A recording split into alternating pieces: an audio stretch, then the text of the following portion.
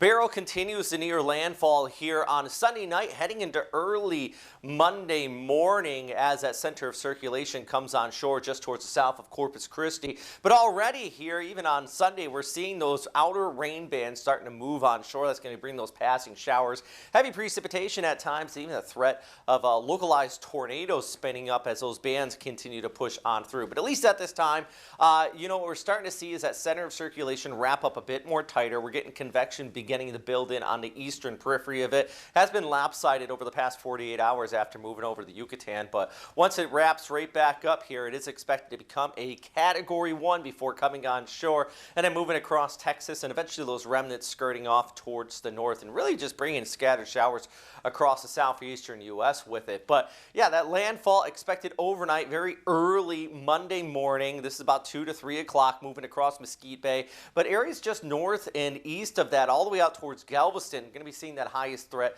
of things like storm surge, those damaging winds, and that heavy rainfall, which in spots could be upwards of 15 inches. Taking a look at those hurricane warnings in place all the way towards south of Corpus Christi, extending back towards Galveston. Tropical storm warnings also in place for inland areas and even over towards Houston. Tropical storm warnings are not to be taken lightly either. That's enough to definitely down trees and cause damage to roofing, things like that, and also even toss up lighter objects. So let's take a look at that hour by hour future cast here. This is looking ahead through your overnight hours. This is by 11 o'clock on Sunday, just towards the south and east of Mesquite Bay. Corpus Christi, you're going to be getting some of that weather, but I think, despite being in hurricane warnings, you're going to be looking at times these rain bands going to be rough, but at least you're towards the west of the left side of the storm. The dirty side is the right side.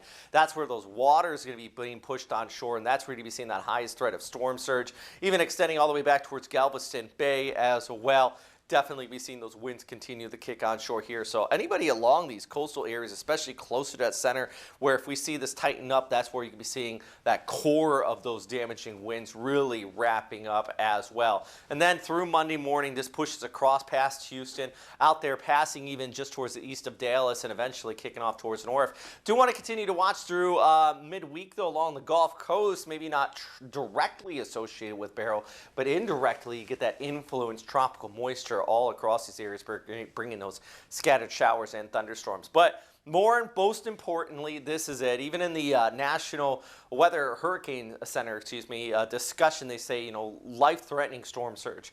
Upwards of 4 to 6 feet here towards the southwest of Galveston, all along these coastal areas, on those barrier islands, and even into the bay here, if that wind does push through and it kind of could funnel into some of the headwaters here, you could be looking at some pretty decent flooding as well with that storm surge. So still even a pretty decent impact, if well away from that center circulation where it's expected to come on shore right about here.